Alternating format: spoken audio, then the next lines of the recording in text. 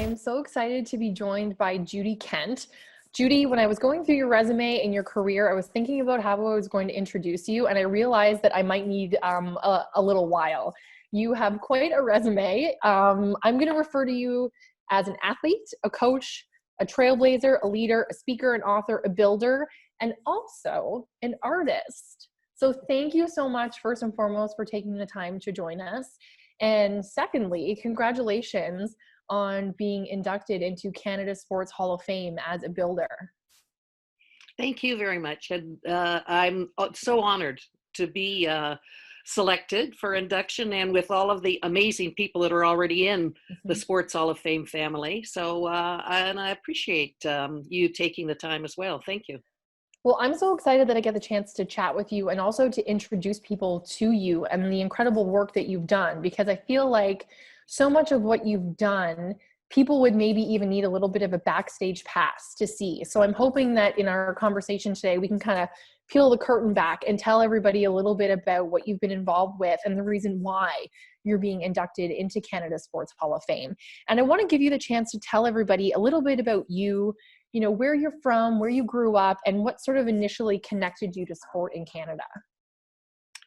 Well, I was born in Alberta, grew up in from mid-junior school up in Ontario. I was always just very athletic. I loved sport. I didn't, you know, I was offered piano lessons, which I traded away and did dishes instead of. And I went to school, but I went to school so I could play sport, you know, after school. I don't know. It was just something that that was within me that I loved. And I played sport I played everything. All right. Everything that I could. And ultimately I ended up more involved with swimming. And that happened because I went to, in grade 11, they send you to Ontario Athletic Leadership Camp. And they grade you, and I was in A everything except swimming. Oh. And I couldn't swim. I'd never swam, and I went into like whatever it was, Z, like pre-beginner. And so when I went home from camp, I immediately asked my father, I'm grade 11, to take me to the swimming pool, and that was it. I was hired to be the basket checker, and by the end of the month, I took my bronze medallion and, you know, just moved on in swimming. I'd say get synchronized. I did all the life saving, and I swam. And it became it's a career that I kind of followed all the way through as a volunteer. Mm-hmm. Let's talk now about sort of why the Hall is recognizing you, this builder category. You have literally traveled the world, at least from the research that I've done. You've literally been on every single continent trying to make sport better. So tell me where and how you got started in this sort of behind the scenes role about developing sport in Canada, in other countries, and also in event planning that you do. Mm-hmm. Well, I taught at McMaster University in Hamilton. Okay. And I got very involved with the National Coaching Certification Program when it came out, and ended up being master trainer for Ontario, and then doing the training for all of the provinces, and then came into working in the high performance unit of Sport Canada when I left the university. Okay. And so that gave me a whole venue. We, you know, at Sport Canada, I was in the high performance unit, and we were really focusing on having a strong performance at the Calgary Winter Olympics in '88. And we did our little unit of 5. We did sort of strategic planning with all the Winter Olympic sports. And it gave me a lot of choices of kind of areas that I wanted to work in. So that was kind of, that was a shift. Okay. And then I left Sport Canada and I opened my own consulting firm, with the primary base was sport organizations at the time.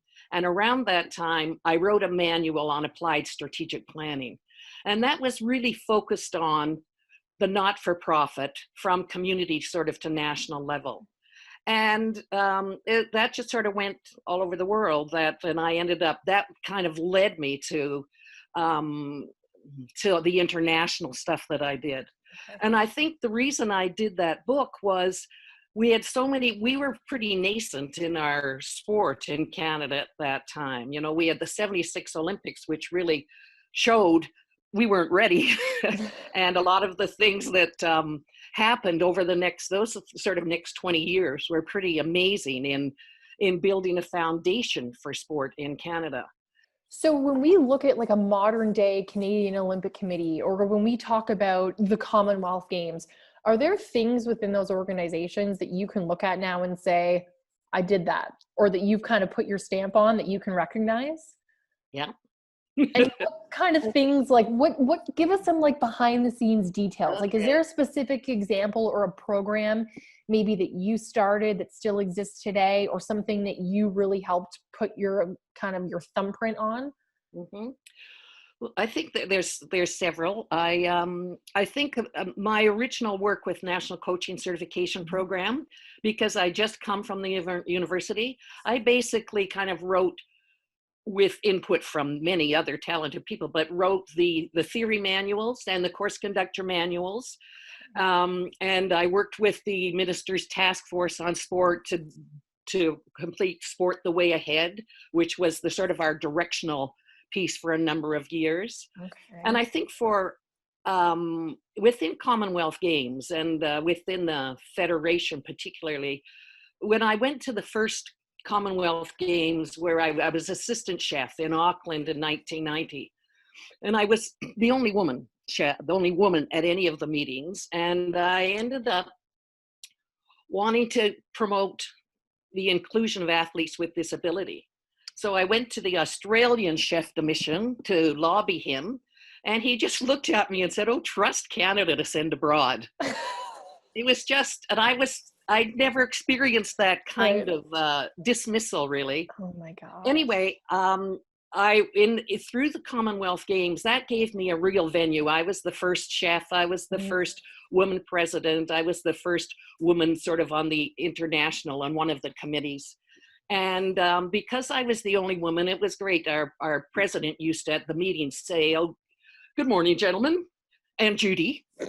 And, you know, I lived like that for a number of years, but it meant that I really was, people saw me as a woman. They didn't see me as a sports person. Mhm. And I had great many learnings from that, but it also gave me a platform to build, um, to educate, to show that I'm not a woman first. I'm a person, as are they. I'm not black or white, you know. And I did a lot in that. I think to really rebalance our kind of old white male model that we had Mhm. running international sport. Mhm. And you've done a lot in the same way that you've advocated for women. You've done a lot to help develop sport at the youth level. So, can you tell me a little bit about what your work has been like in trying to improve things for younger generations? Well, I think that I did more work on that on really on the recreational Mhm. side of sport, the participation. And a lot of it focused on children and youth living in poverty and immigrants, people that don't have access. You know, Mhm. we still, if we look at sport in Canada, there's a huge number of people that really are not. They either don't have access, they don't have the capacity, they're not welcome. And I think that again, that's just part of what I think. I think Canada is a fair and just, you know, nation that values and respects everyone. And it was something I could do. I had the skills to do, and by that Mhm. point I had the status that I could, you know, today we've got influencers, right, to buy certain clothes. Right. I was an influencer at that time within sport. So, you know, I could do it, and Mhm. I believed it needed to be done. And I found some good partners and buddies Mhm. to help. You're an OG influencer. I like Yeah. it, Judy. So I also wanted to ask you something that I've tried to do or get better at as I, grow in my career and in my life is learn from my mistakes.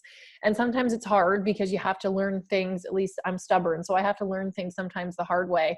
I almost have to do it wrong first before I get it right. But is there, when you look back on your career, is there a lesson that you've learned from, or maybe something that didn't go so right where you made sure that you did it better the next time? yes, and this is a long thread, but I think well, the example I told about the Australian chef calling me Mm-hmm. abroad.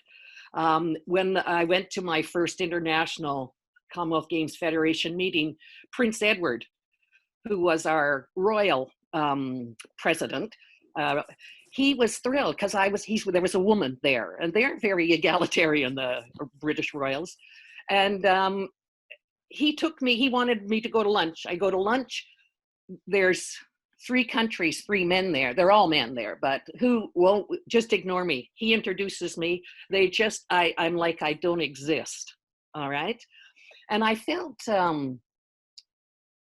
they were wrong, and I was angry and resentful. I didn't show it, but I, at that point, believed that all of my values, my beliefs, my perceptions were fact. And I didn't have the empathy to understand that they came from completely different cultural backgrounds. Mm-hmm.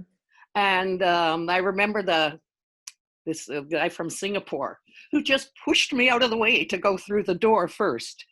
And I wanted to hit him, actually, but I thought, and I learned, and I made some mistakes along that path. Tried to be too pushy. I tried to make them see how they were wrong, Mm-hmm. and it wasn't fair to treat me like that. And then I realized, no, I need to walk in their shoes.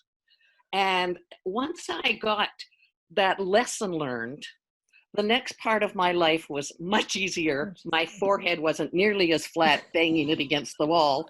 And I became, within 3 years, those guys that ignored me would come up and say, Judy, will you make this point for us at the meeting? Because English was my first language, and I could be more articulate.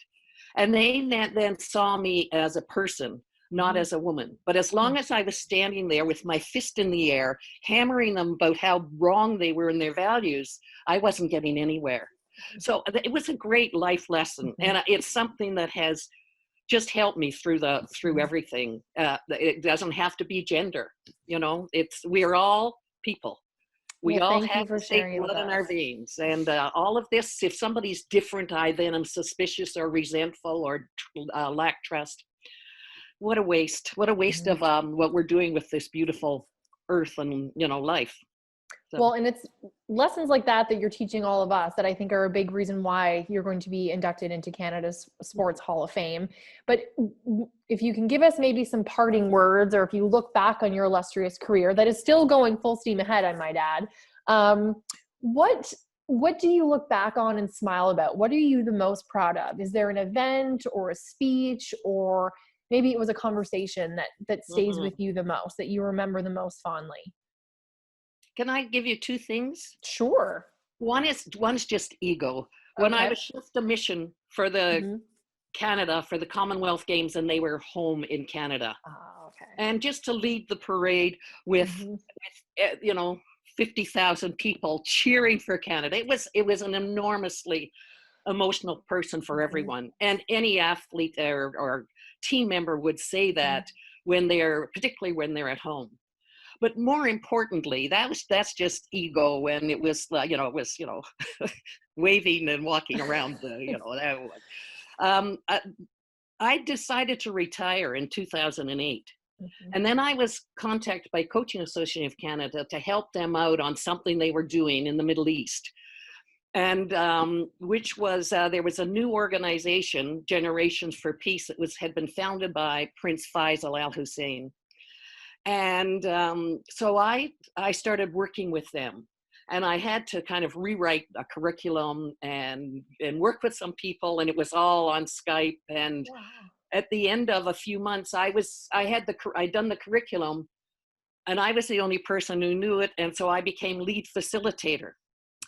And I did that for 8 years after that. And we trained thousands of people. It was focused on using sport as a vehicle for peace building.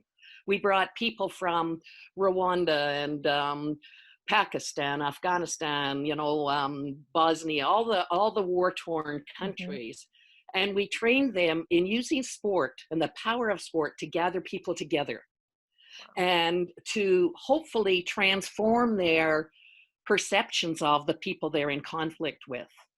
So that allowed me, talk about a summary to a career. You know, I wrote the materials, I facilitated, I mentored a number of the stars so that they are now running the program around the world. And it was just, I loved it. And then it was time for me to retire, because I wanted those younger leaders and those leaders from war-torn countries and stuff. I always felt a bit of a fraud going over and doing this conflict transformation and peace building and coming back to, you know, little Prince Edward County. And anyway, but it was wonderful. That would be the highlight and the summary and the highlight of my career.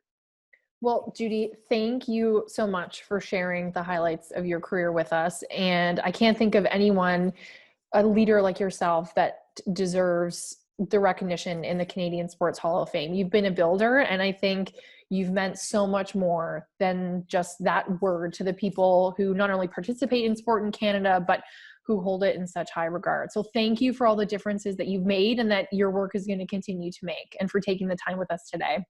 Thank you, Carly. Thank you very much for those very generous words.